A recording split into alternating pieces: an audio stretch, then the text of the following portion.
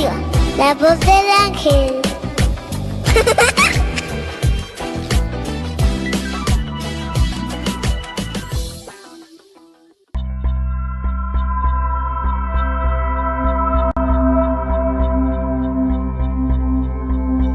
Divina Radio presenta Psiquiatría Integral con la doctora Roxana Villarreal.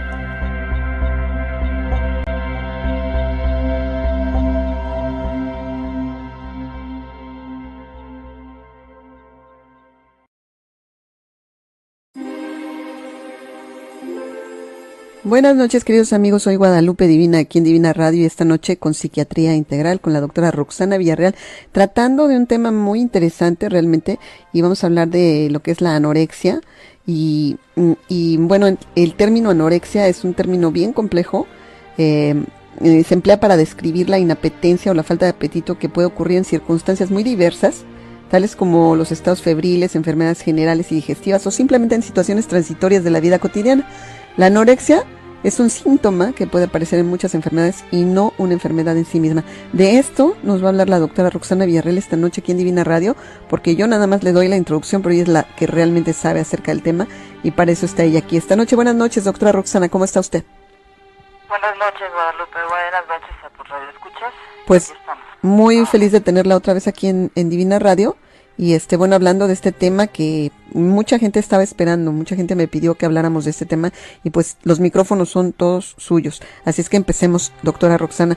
¿Cómo quiere usted empezar el programa? Pues nada más para empezar como introducción en cuanto al tema, Guadalupe. Mira, yo decidí hablar un poquito de los trastornos de la alimentación, sí, que es el tema principal que nos reúne esta noche. Ajá. Principalmente de dos de ellos, que es la anorexia y la bulimia. Sí. Y para empezar a decir un poquito, a definir un poquito esto, te diré que bueno, actualmente vivimos en una sociedad donde si una persona no es extremadamente delgada, se rechaza en forma total. Sí. Podemos ver en la televisión, por ejemplo, portadas de revistas y otros medios de comunicación, que el modelo de belleza y otros medios de comunicación, por ejemplo, mencionan mucho que la mujer debe de ser más que nada un esqueleto viviente, ¿no? Y que prácticamente sus huesos se deben de ver en todos los sentidos. Esta situación ha cambiado con el tiempo, ¿verdad? Porque en el pasado las mujeres tendían a ser más gorditas y se veían bien dentro de la sociedad, y ahora se ha cambiado por ser delgada, ¿no? Totalmente, ahorita la imagen es esa justamente, ¿no? En nuestra sociedad actual, Guadalupe, muchas personas tienden a pensar que la delgadez es lo más importante, e incluso que es hasta sinónimo de éxito total. Para las personas con problemas de la alimentación, el peso y la dieta se convierten en la medida de su autoestima. Los trastornos alimenticios incluyen un amplio conjunto de sentimientos, de actitudes y sobre todo de conductas que van directamente relacionadas con la comida. Y es justamente aquí donde la idea central de la comida es que favorecen las causas tan graves que se dan y sobre todo todavía las consecuencias de muchos de sus problemas que generan en los pacientes, ¿no? Y esto va haciendo que se vayan metiendo más a ese círculo vicioso de conductas que se vuelven hasta cierto punto repetitivas y que tienen en su momento hasta rituales y mucha cuestión sobre todo centrada justamente en los hábitos dietéticos, ¿no? Y lógicamente la gente que padece este tipo de padecimientos, que tiene ese tipo de padecimientos, no se van dando cuenta que se van envolviendo paulatinamente hasta la muerte, si es que lógicamente no tienen un apoyo profesional de forma oportuna, ¿no? Okay. La bulimia y la anorexia son dos términos distintos, son dos cosas diferentes. Sí, son dos conceptos diferentes. Y para hablar un poquito de la cuestión histórica del término de la anorexia, Guadalupe, te diré que etimológicamente anorexia deriva del griego orexia, que significa hambre o apetito, y del privativo A, que se usa como negación o justamente, como te decía, como privativo, que esto lógicamente en conjunto sería definido como no hambre, ¿no? Por tanto, el uso de este término para definir a la enfermedad es un tanto erróneo. ¿Por qué? Ya que ¿por qué? Porque nuestra experiencia clínica como psiquiatras y como médicos obviamente nos dice que nadie pasa más hambre justamente que una paciente con anorexia que comienza a tener su calvario, ¿no?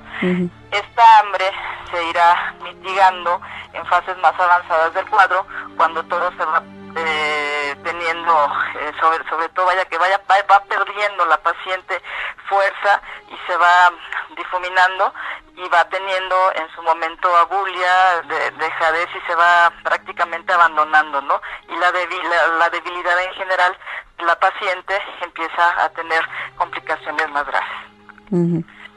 La anorexia nerviosa, aunque haya experimentado un exponencial en estas últimas décadas, no es una enfermedad actual, tú lo decías. Hace más de 1000 años Avicena hacía descripciones con mujeres con aversión a la comida y durante la Edad Media el ayuno constituyó un valor social con motivaciones ascéticas. En 1768, cuando Morton hizo una descripción más completa de los síntomas clínicos de un cuadro comparado con lo que diagnosticamos con el término actual de anorexia, él en ese tiempo se describía, mencionaba la enfermedad o la llamaba como consunción nerviosa, y ya fue Lassegue en 1872 y Gull en 1873 que describieron a pacientes que tenían aburrición por la comida, ¿no? O sea, obviamente no la apetecían, la odiaban. Así es, y en cuanto a la bulimia, nada más mencionar brevemente que la palabra bulimia deriva de limos, que significa hambre, que junto a la palabra bou, que significa buey, significa justamente eso, hambre de buey. Y que en la época de la antigua Grecia fue Jerotoconfe, junto con Hipócrates y Aristóteles, quienes descubrieron esta enfermedad como un hambre enfermiza, y las purgas eran ya habituales por motivos religiosos y sociales.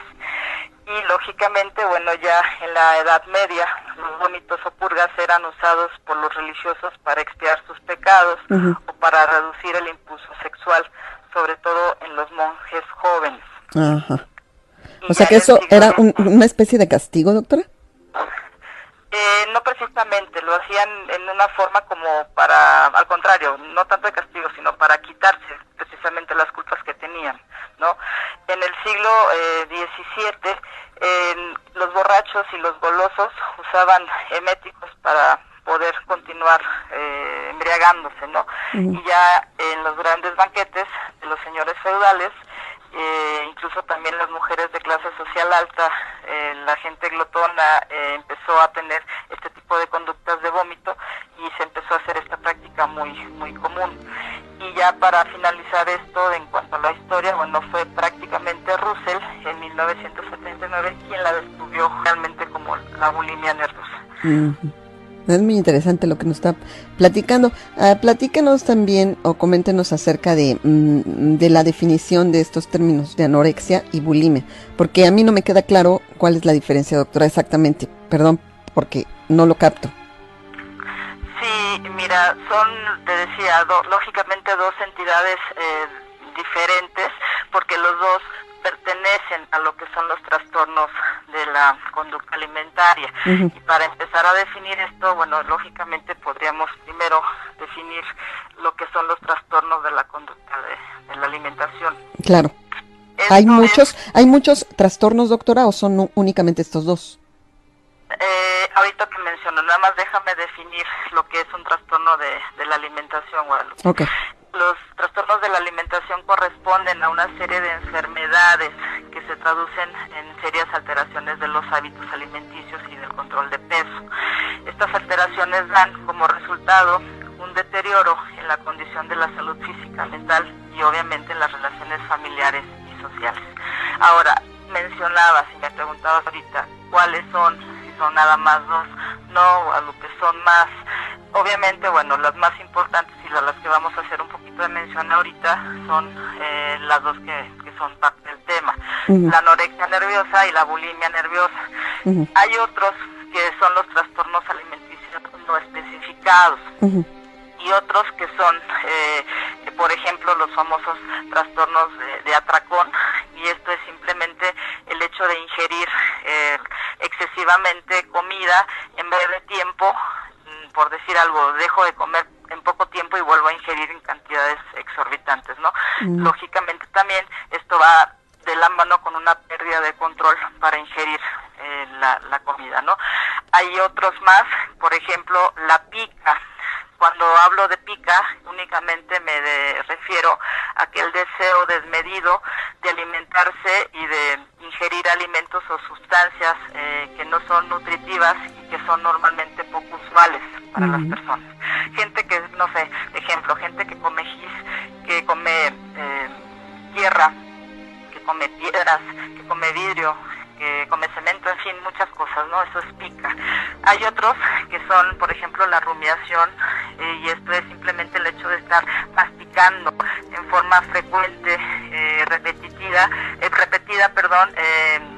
de alguna forma el bolo alimenticio, que es aquel alimento que se ingiere obviamente a la boca, están constantemente mastique. Hay otro que es la ortorexia, que es aquella obsesión que tiene la gente de comer únicamente comida sana. Es el típico atleta que está constantemente midiendo calorías y viendo cuestiones que no sean literalmente sanas para él. Escoge en forma escrupulosa todo lo que está ingiriendo, ¿no?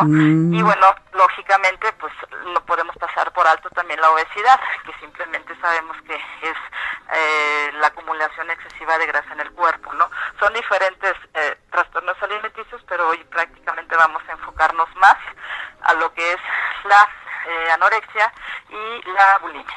Oh, muy bien, doctora Roxana, es muy interesante lo que nos dice. Sí, estábamos hablando un poquito de las enfermedades que entran justamente en el cuadro de las enfermedades de la conducta de la alimentación. Ok. ¿Qué más podríamos platicar acerca de la anorexia y la bulimia, doctora?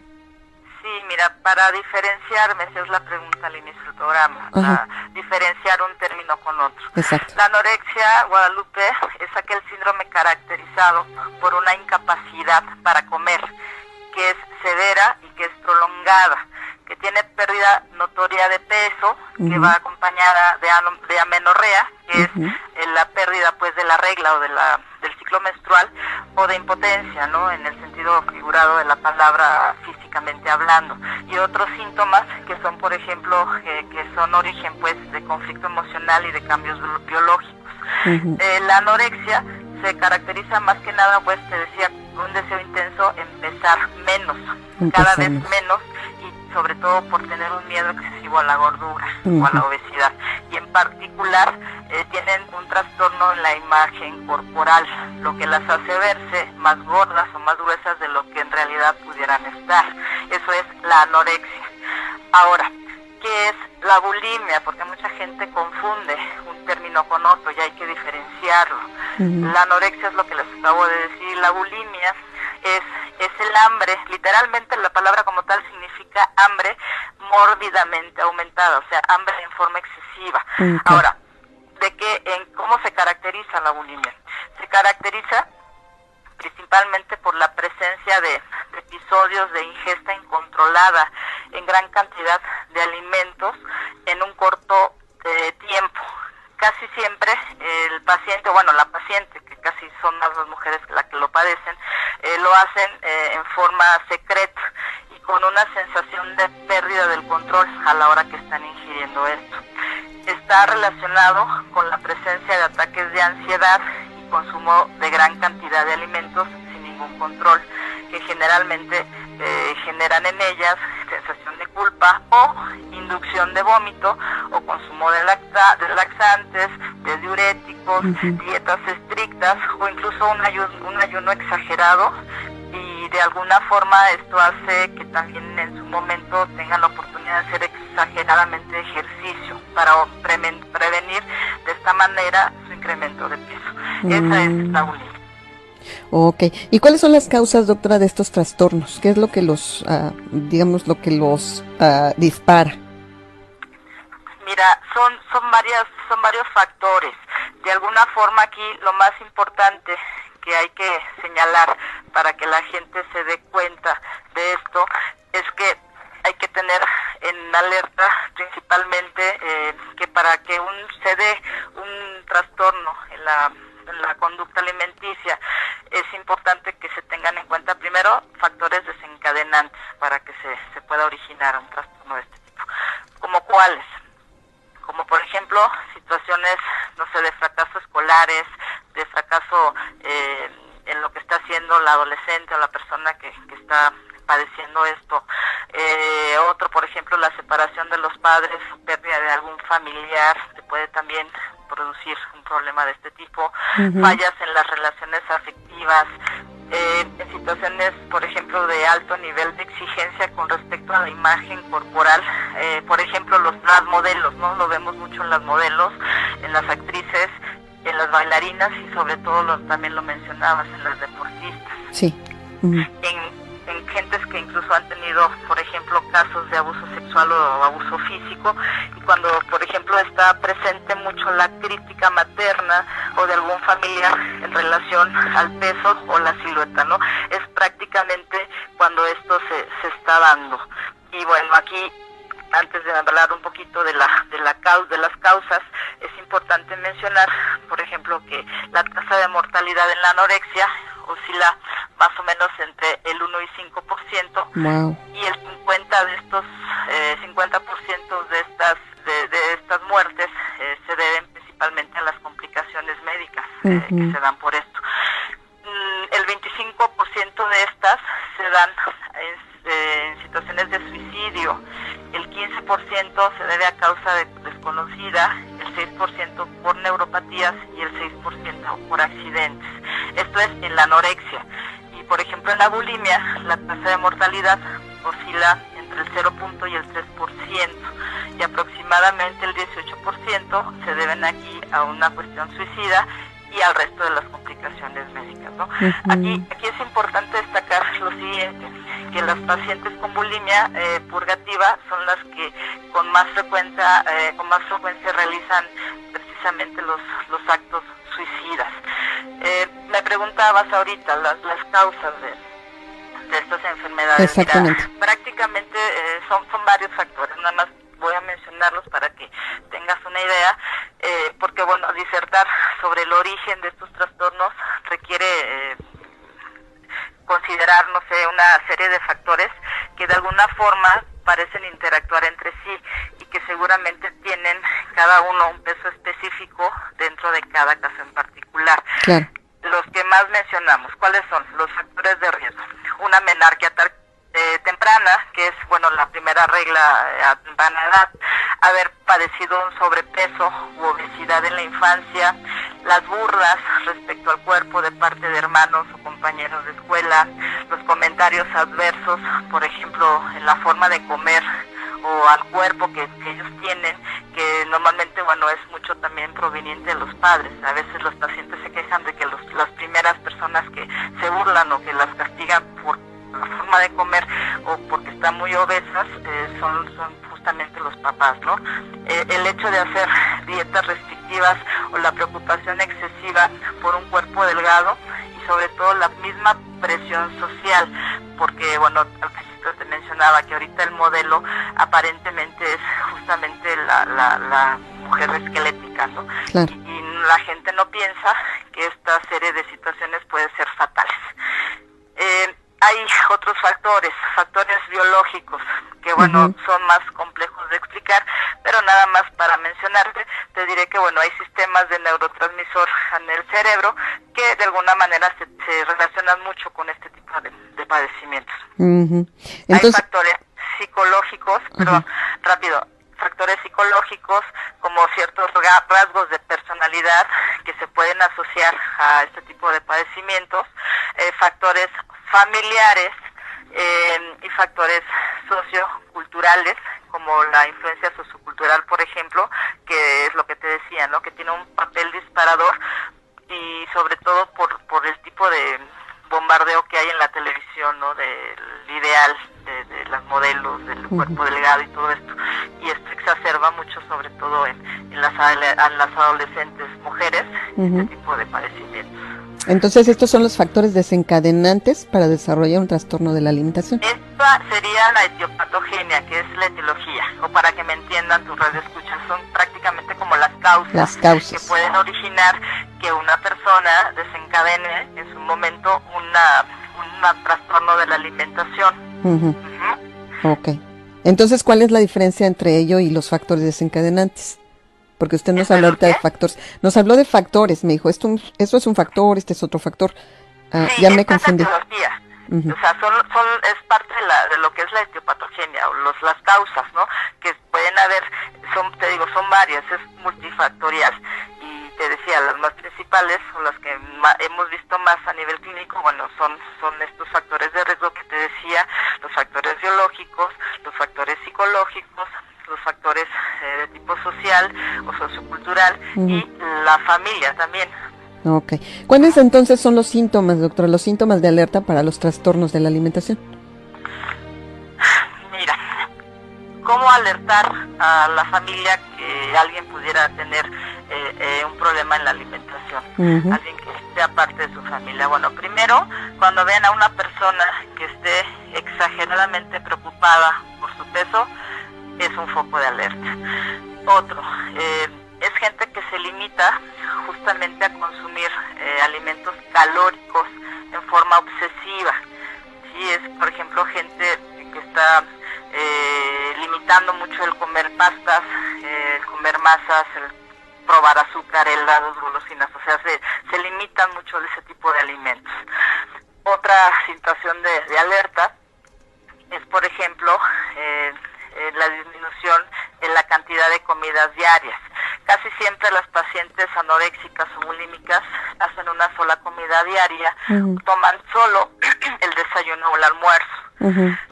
Algo también que se ve mucho en la clínica es que este tipo de pacientes seleccionan solo de 2 a 3 alimentos para consumir diariamente. No tienen una variedad como la podemos tener casi todos los demás. Ellos se abocan más que nada a 2 o 3 tipos de alimentos, ¿no? Hay gentes que cambian sus hábitos en relación a las costumbres familiares. Por ejemplo, no sé, la familia que de repente come de todo, diariamente de repente la paciente dice que de la noche a la mañana se hace vegetariana, ¿no? Que tiene odio por las grasas y que ya no las puede tolerar. Y sobre todo sobreestiman las calorías, ¿no? Y en fin, pueden tener 1000 argumentos. Otra cosa muy característica que vemos también es que toman mucha agua. En vez de comer, se la pasan tomando mucho líquido. Todo el tiempo, porque según eso los va a bajar de peso o les va a mantener la piel. Sí, exactamente, tienen esa idea y bueno, lo que hacen es satisfacer su cavidad gástrica precisamente para llenarse lo más posible de agua y no de alimentos. Algo también importante, muy típico, ¿no? Que se demoran mucho en comer. Tú le sirves a un anoréxico o bulímica el plato en la mesa y están ahí y dejan a la larga casi todo el plato lleno, ¿no? Casi comen mínimamente. Hacen ejercicios todo el día. Es gente que se obsesiona con el ejercicio mucho por estar haciendo ejercicio casi mucho tiempo durante el día, ¿no? Claro. Y luego, ¿qué pasa? Pues pueden vomitar, pueden llegar a usar diuréticos o laxantes en forma automedicada.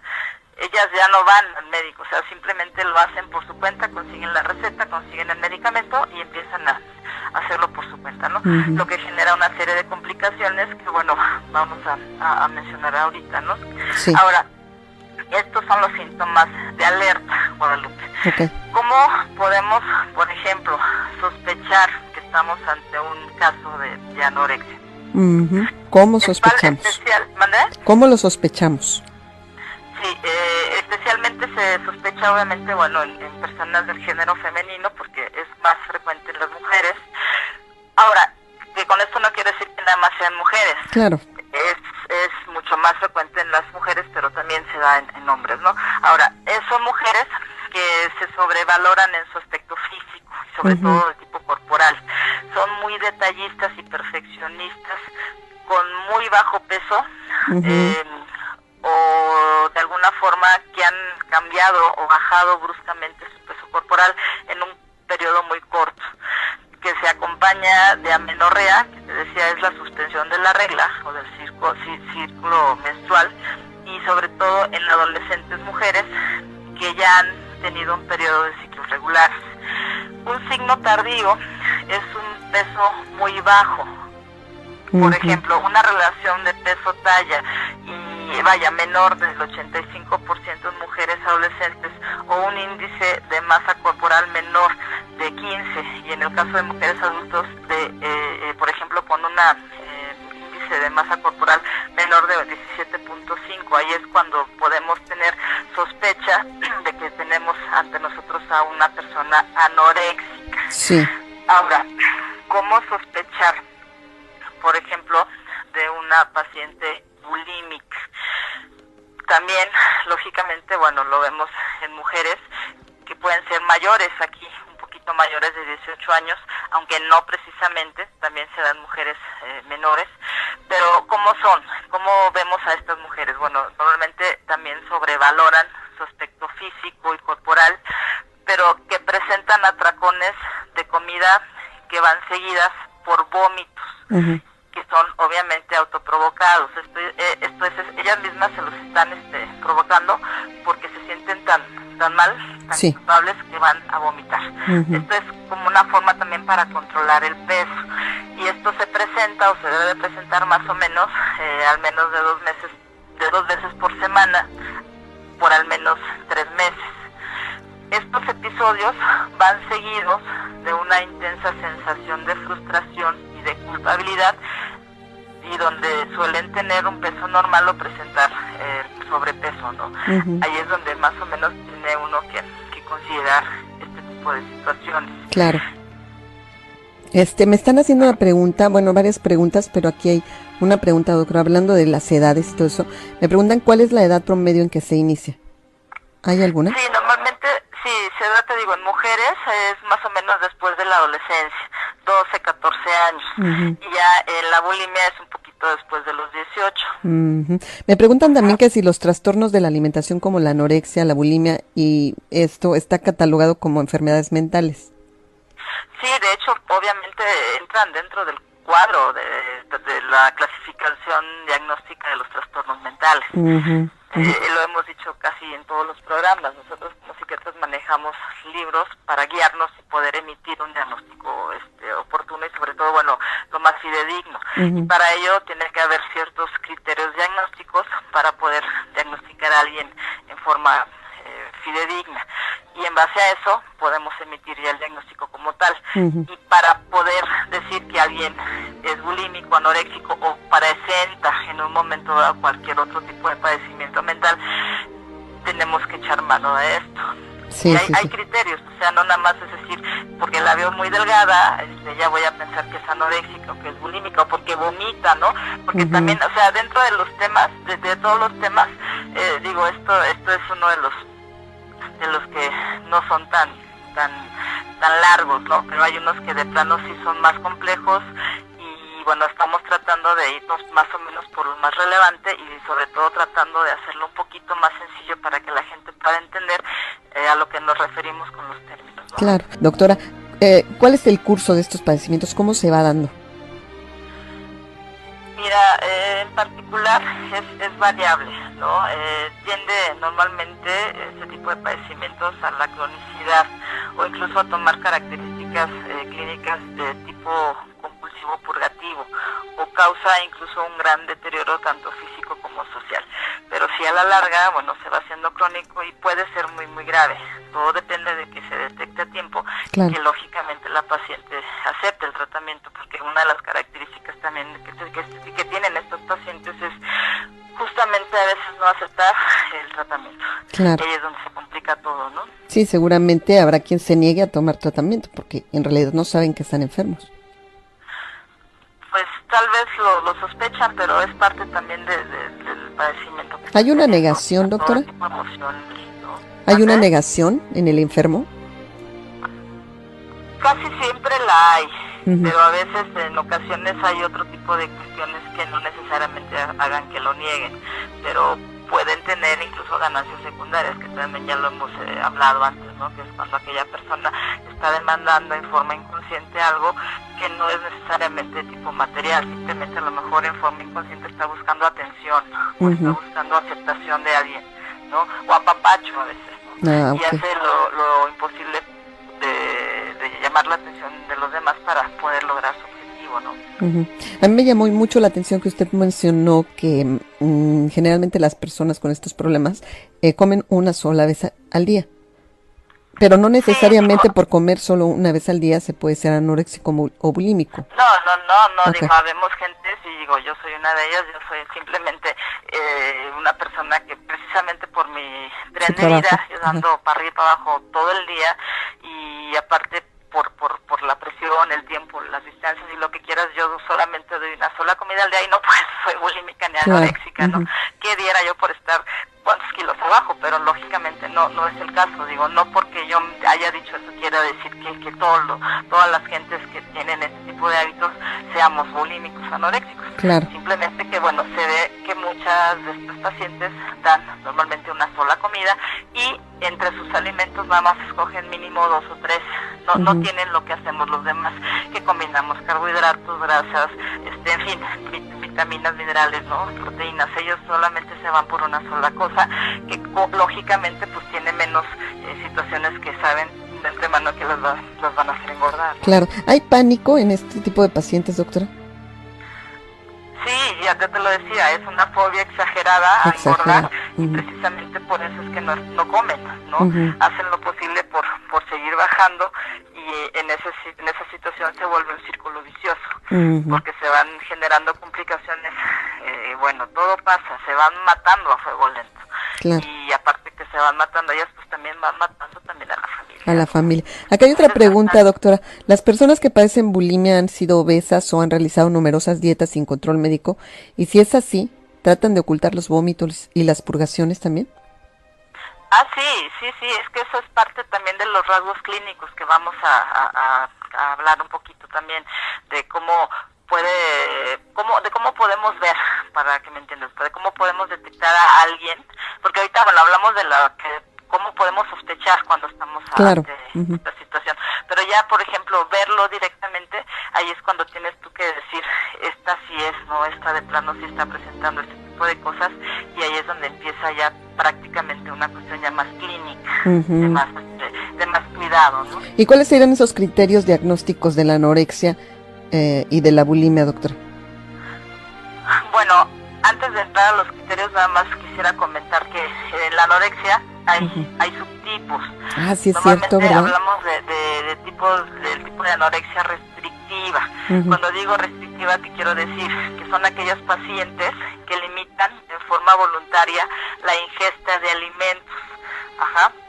Y también hay anorexia de tipo compulsiva, purgativa, que ya la mencioné, es cuando las pacientes presentan atracones en que ingieren cantidades exageradas de alimentos con conductas compensatorias para no ganar peso, como pueden ser esto que decíamos, de provocarse el vómito, de usar laxantes, de usar incluso enemas evacuantes o diuréticos, incluso hacer ayunos prolongados y ejercicio en forma excesiva.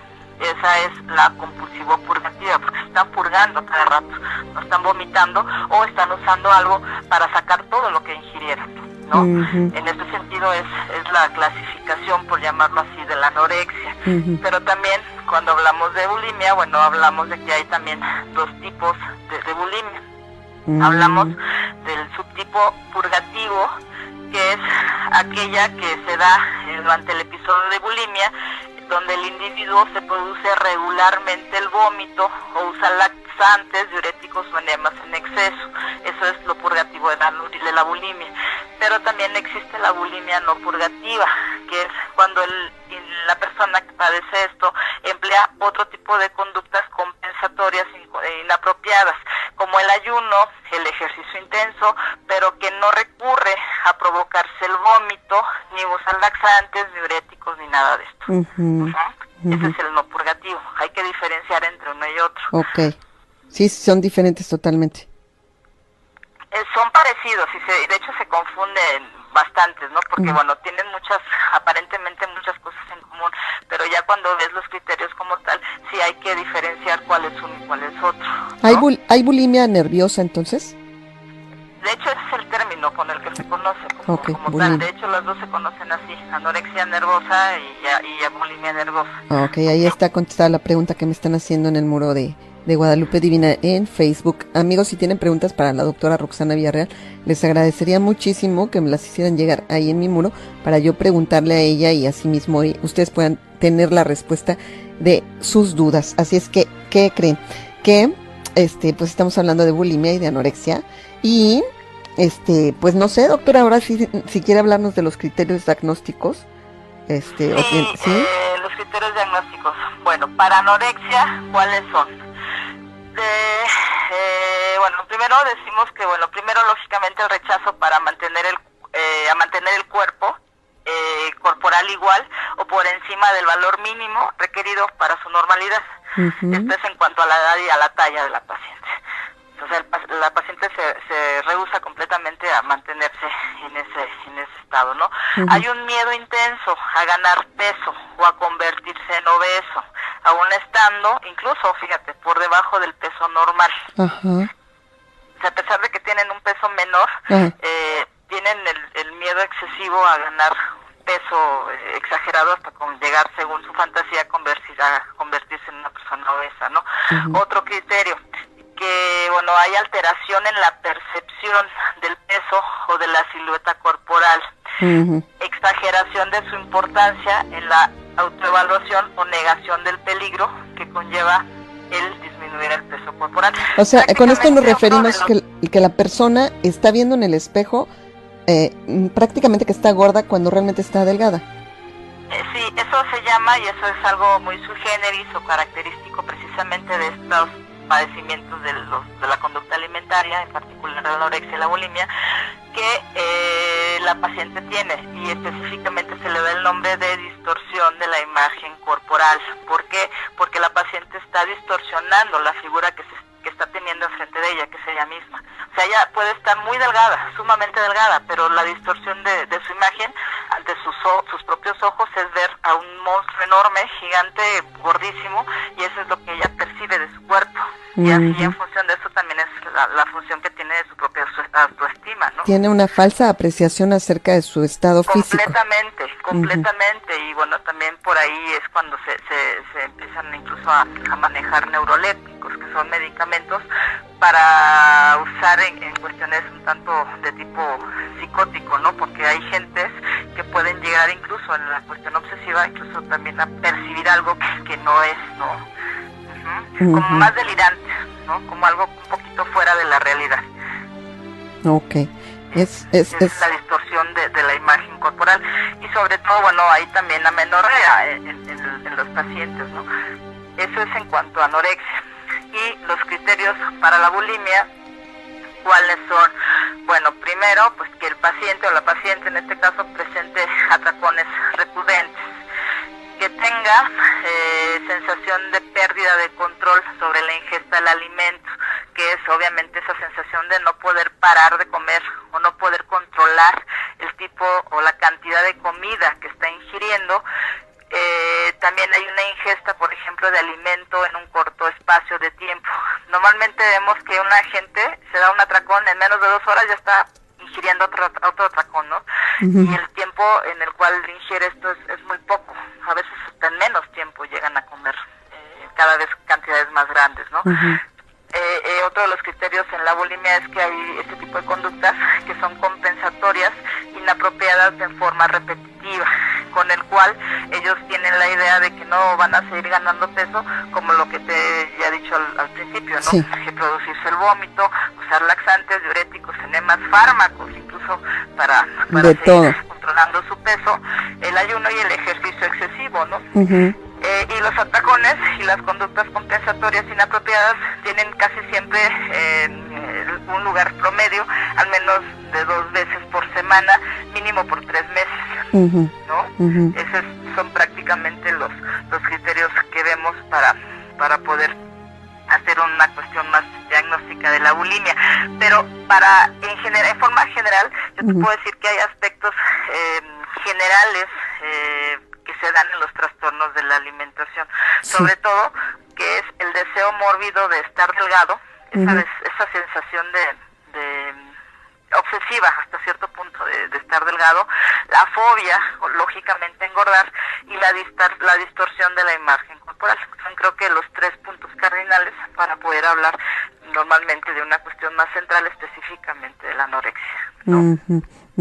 Doctora, ¿es diferente el criterio diagnóstico que las características clínicas? Los criterios diagnósticos son precisamente, te digo, para poder diagnosticar oportuna y sobre todo más que oportuna, lógicamente en forma fidedigna, o lo más fidedigna posible a un paciente. Las características clínicas es aquel conjunto de síntomas o de signos pues que vemos en las personas que llegan a tener un cuadro de tipo, de patología, ¿no? Y en particular, por ejemplo, en anorexia, ¿qué tipo de características clínicas tienen? Son pacientes, Guadalupe, que evitan comer con sus familiares, que cuando lo hacen suelen hacerlo a solas, que se interesan mucho, sobre todo por los temas relacionados con la alimentación, en especial, sobre todo por lo que les implica para ellos el conocer más sobre el aporte calórico de lo que están ingiriendo. Son pacientes que coleccionan mucho este tipo de recetas de cocina, ¿no? Que cocinan platillos muy elaborados y que se preocupan por lo que come incluso su familia, ¿no? Están preocupados porque el papá va a comer pastel o chocolate y ese tipo de cosas les preocupa mucho. ¿Qué más vemos en ellas? Bueno, que suelen esconder la comida que usan en los atracones esporádicos que llegan a tener. Son mujeres o pacientes a quienes les gusta beber mucha agua, café, té o bebidas bajas en calorías, baja en calorías en grandes cantidades, ¿no? Se llegan a sentar en la mesa, por ejemplo, y mastican durante mucho tiempo lo que están ingiriendo. Pierden mucho tiempo en masticarlo y suelen cortar, por ejemplo, la carne, ¿no? En trozos muy muy pequeños y los distribuyen así como para hacerse tontas en el plato y para fingir ante los demás que sí están comiendo, cuando en el fondo realmente lo único que hacen es como tratar de engañar a los demás, ¿no? Para fingir que sí están comiendo algo. Ahora, todos estos comportamientos están dirigidos a limitar la ingesta y a ocultar el problema ante los demás, obvio. Presentan ansiedad, tienen fobia a engordar, te lo dije, tienen intensa preocupación por su peso, por su talla, por la imagen, por la presión familiar, el que no, por ejemplo, el que no las entiendan o que las vean raras, les genera a ellas un ambiente de mucha tensión y sobre todo de mucha presión que genera en ellas obviamente un estado de angustia y de ansiedad, ¿no? Sufren de apatía y de labilidad emocional, empiezan ahí a sentirse más deprimidas. Cualquier comentario en relación a su peso, a su talla, a su aspecto físico, les desagrada, no lo toleran y potencian la aversión o la aversividad por los alimentos o estimula incluso de esta manera su hiperactividad. Son mujeres que no aceptan críticas de buen gusto y se suelen enojar con mucha facilidad con los demás. Son mujeres que tienen una progresiva disminución en la actividad social. ¿Por qué? Porque aunque sigan, por ejemplo, estudiando, trabajando, van perdiendo amigos por considerarlos en su mente ellas forma así como amigos infantiles o bobos, muy frívolos, ¿no?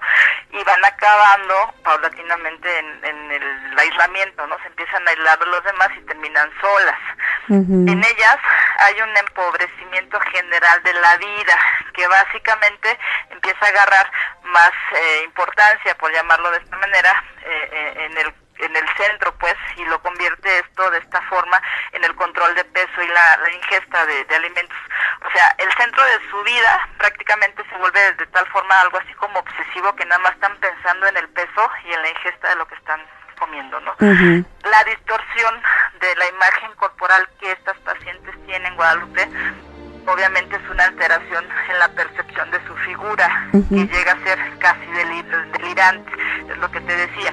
Delirante, ¿por qué? Porque esto llega a rayar un poquito en lo absurdo, ¿verdad? Porque resulta que se ven gordas cuando están literalmente en los huesos, ¿no? Sí. Están prácticamente en huesos y ellas se están viendo muy gordas, muy obesas, cuando realmente esto no es cierto. Y bueno, ¿qué pasa a nivel mental o a nivel de cognición? Bueno, pues hay una pérdida en la capacidad de concentración y una disminución, lógico también, de sus capacidades cognitivas comparadas con una situación previa al trastorno de alimentación. Para que veas, todo este tipo de situaciones son las características clínicas que vemos en la gente, ¿no? Que es una gran diferencia, por ejemplo, en la cuestión de los criterios diagnósticos.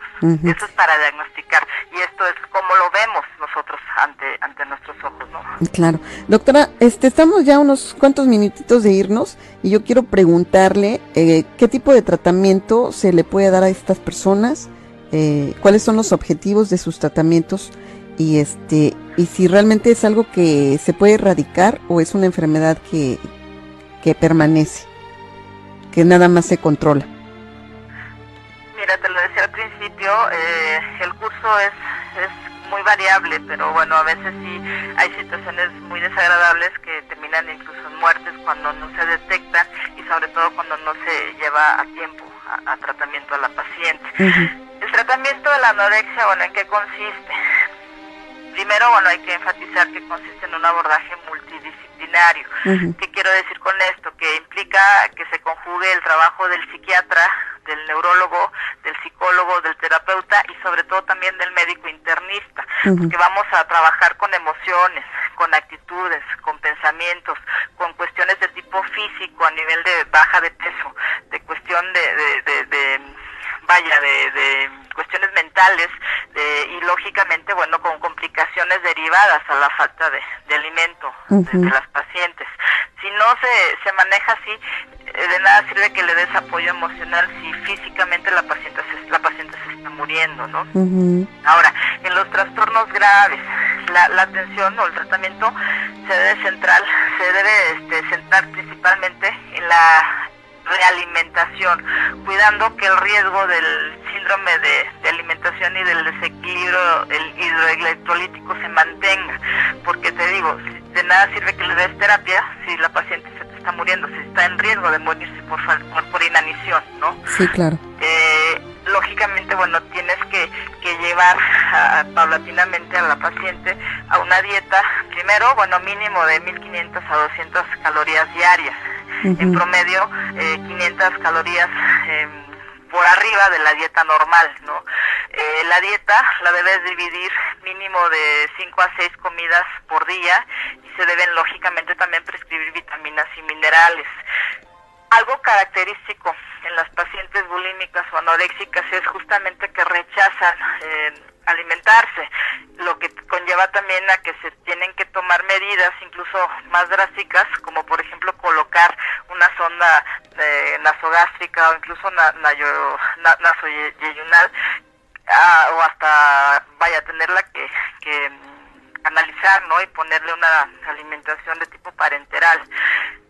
La psicoterapia en los pacientes es el eje principal del tratamiento y una vez que se logra una compensación alimentaria es cuando empiezas ya en ese sentido a dar un poquito de terapia de apoyo para la paciente. Puedes requerir diferentes terapias o modalidades de terapia, pero sobre todo la más importante o la que más se maneja en este tipo de pacientes es la terapia cognitivo-conductual, que es la más efectiva. Hay que hacer un trabajo largo con la familia, claro, porque también hay que educarla y empezar a hablar sobre lo que implica precisamente el padecimiento, y hay que dar una terapia familiar, lógicamente aquí pues con la mejor intención de que la paciente salga. Ahora, la familia aquí es importante porque siempre se trata de ayudar en grupo al paciente. Y lo primero que hay que hacer es precisamente que la familia empiece a conocer un poquito la necesidad que tiene la paciente, primero, bueno, de concientizarla de su problema y que acepte el tratamiento, y a todos en conjunto tratar de sacarla adelante, porque te digo, no es nada sencillo. La paciente casi siempre está en negación del tratamiento, y sobre todo de otro tipo de conflictos que se dan incluso más graves o más intensos, ¿no? Claro. Ya el tratamiento farmacológico, bueno, lo puedes tú ir dando según la complicación o la morbilidad que tengan, sobre todo a nivel psiquiátrico. Bueno, damos mucho la cuestión de los antidepresivos, ansiolíticos, o si hay necesidad incluso hasta de neurolépticos, pues también se dan, o hasta de medicamentos para controlar impulsos o la conducta de la paciente, ¿no? Wow, debe ser muy difícil. Debe ser muy difícil tratar con este tipo de pacientes, ¿verdad, doctora? Pues es el primero la paciente, y te digo, más que empezar el trabajo en ese sentido emocional, primero hay que tratar lo físico, si las complicaciones ya están muy graves, porque también depende del criterio diagnóstico o de la fase en que esté para poder internar a una paciente o no, porque ya si está en una situación muy grave físicamente hablando, pues no le vas a dar el tratamiento en su casa, en el consultorio. Tienes que canalizarla a un hospital, que se reponga físicamente, y cuando ya esté en condiciones físicas de poder, de establecerse en ese sentido, poder hacer una labor primero con ella y con la familia, ¿no? Y el educar a la familia y concientizarla del problema, digo, no es nada sencillo. Es desgastante, y sobre todo porque también a veces hay mucha resistencia por parte de la familia, ¿no? Y sin querer, a veces los propios padres o los mismos familiares hacen que la paciente caiga en ese círculo vicioso de la anorexia y la bulimia, ¿no? Claro.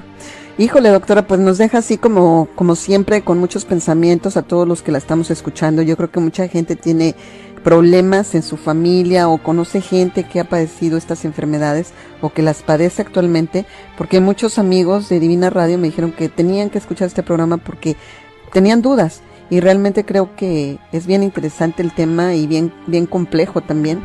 Es más largo, obviamente, digo, yo traté de resumirle, mira, justamente, y nos llevamos una hora, y digo, podríamos hablar mucho más, pero también es un tanto tenso para la gente estar oyendo tanto rollo, ¿no? Pero creo que traté de sacar lo más relevante, pero hay muchísimos puntos más aquí que habrá que tratar, pero creo que lo más importante, bueno, ya lo tocamos, ¿no? Claro que sí, doctora Roxana Villarreal. No, por el tiempo, también a mí me acelero de repente porque el tiempo me presiona, ¿no? Presiona el tiempo, me presiona la situación de esto para poder abordar lo más posible.